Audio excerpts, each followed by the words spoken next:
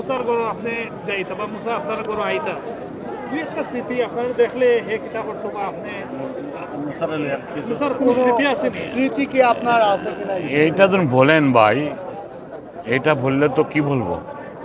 আমার নাতি প্রত্যেক দিন স্কুল থাকি 3টার সময় আমার তার নানুই জ্ঞানী আসতেন, কারণ আমার দামান এবং আমার ছোটো মেয়ে নাজমির হাসমি রহমান দুজন টিচার, আপনার একজন হলো কেলি স্কুলের টিচার আর উনি সেন্ট্রাল স্কুলের মেইন টিচার। ওনারা বুড়ে যেতেন সকালে, আর বিকালবেলা ওনারা আসতে পারতেন না, লেটে আসতেন। এর জন্য তানজিল ছিল একটা জ্ঞান ছিল, আপনারা জানেন তানজিলে ইসলামিক পড়া হতো। ওরা দুজনও আমাদের সারা ফ্যামিলি ইসলামিক মাইন্ডেড, আপনারা জানেন অনেকজনে যারা ছিলেন। তখন মুসাকে নিয়ে আসার পরে 3টার সময় অনেক সময় আমিও গিয়ে আনতাম। আসার পরে একদের স্মৃতি, সবাইকে দুনু ভাইকে শাওয়ার করানো হইতো, শাওয়ার করাইয়া খাওয়ানি হইতো, এরপরে ওদের ইসলামিক স্কুলের ড্রপ করা হইতো। এই যে স্মৃতি, সে কিন্তু অত চঞ্চল ছেলে ছিল, কারণ সে নামাজও পড়তো, তার আব্বার সাথে যাইতো। আপনারা জানেন, দেখবেন ও দেখছেন বোধহয়, সে কিন্তু আপনার কোরআন ক্লাসের মধ্যে 2টা প্রোগ্রামে গেছিল, সে প্রাইজও পাইছে, অ্যাওয়ার্ডও পাইছে। এগুলা হয়তো যে আমার দামান জানেন, আমার মেয়ে মুসলিম, ওরা ধার্মিক পাবলিশ করে না। এই ব্যাপারে কিন্তু তাকে সবসময় মনে হইতো সে আবার তার ফাদারের সাথে গেছে, তো ফাদার এই অ্যাওয়ার্ড উইন করছে আপনার এই দেশের, আপনার এই প্রিন্স চার্লসে দিয়েছেন।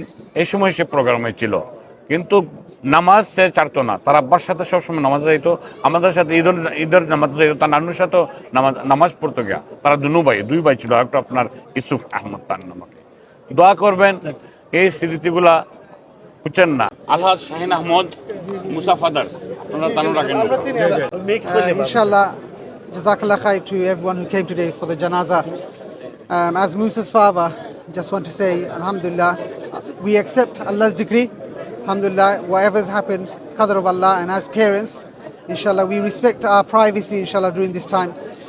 But I just want to say a thank you to our community for everyone's du'as, to the Royal London Hospital for taking care of us, and to everyone. So please, I'm going to take this, keep it very short, because you can understand, as a father, I'm grieving. It's a very difficult time, and we would respect our privacy as a family.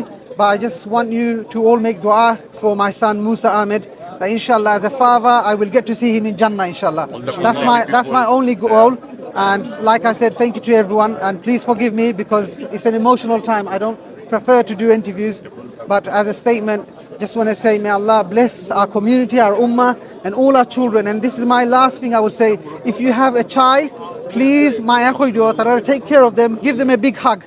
My son was 7 years old, and alhamdulillah, inshallah, I will see him in Jannah. But